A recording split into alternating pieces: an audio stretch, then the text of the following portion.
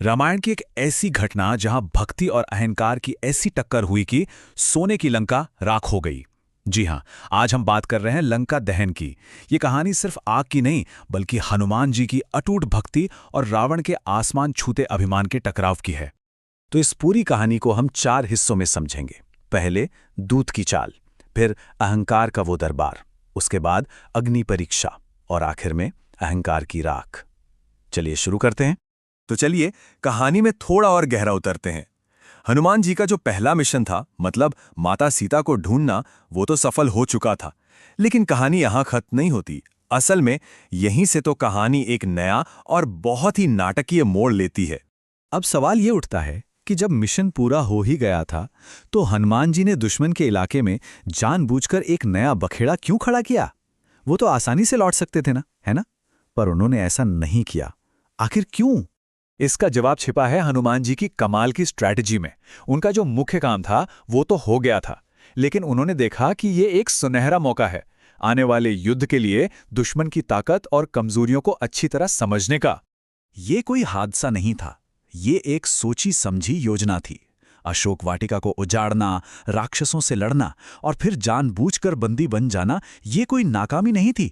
ये तो रावण के दरबार तक पहुंचने और दुश्मन को अंदर से परखने का एक जबरदस्त रणनीतिक कदम था।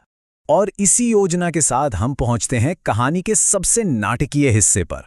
वो पल जब 2 महाशक्तिशाली हस्तियां, हनुमान और रावण, पहली बार आमने सामने आते हैं। सोचिए जरा, रावण ने अपने घमंड में हनुमान जी को बैठने तक के लिए नहीं कहा, तो हनुमान जी ने क्या किया? उन्होंने अपनी ही पूंछ को लंबा करके रावण के सिंहासन से भी ऊंचा एक आसन बना लिया और उस पर बैठ गए। ये रावण के अहंकार पर उसी के दरबार में एक सीधी और खुली चुनौती थी। अब यहां एक जरूरी नियम समझना होगा। धर्म और युद्ध नीति के हिसाब से एक दूत पर हमला नहीं किया जा सकता, उसे मारा नहीं जा सकता। ये बात रावण के अपने भाई विभीषण ने भी उसे याद दिलाई थी। लेकिन अहंकार में डूबे रावण ने किसी की एक न सुनी।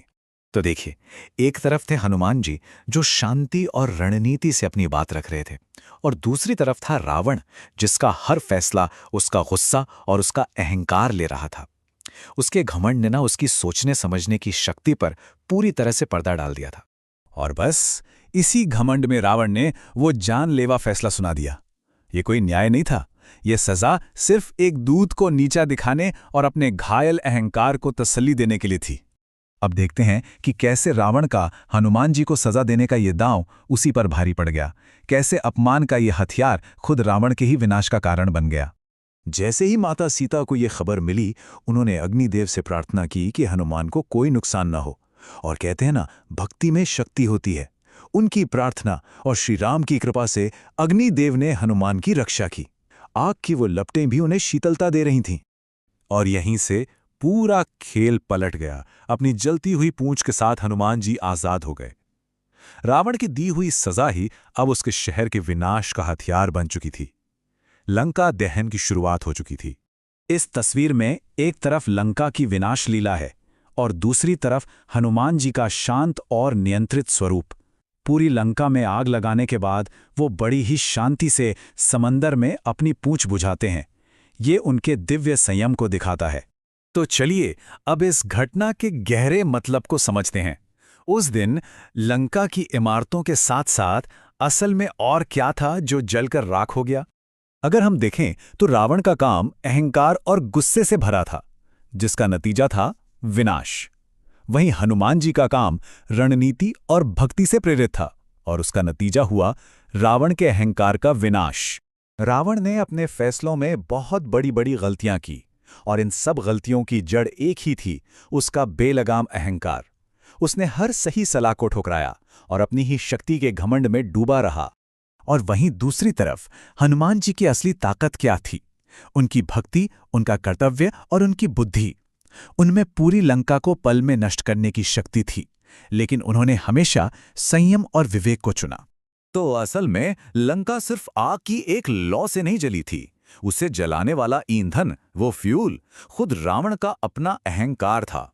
उसी के घमंड ने उसके विनाश की कहानी लिख दी थी। और ये कहानी हमें एक बहुत बड़े सवाल के साथ छोड़ जाती है। असली ताकत आखिर है क्या? सब कुछ नष्ट कर देने की क्षमता, या फिर वो क्षमता होने के बावजूद सही और गलत का चुनाव करने का विवेक? इस पर विचार जरूर करिएगा।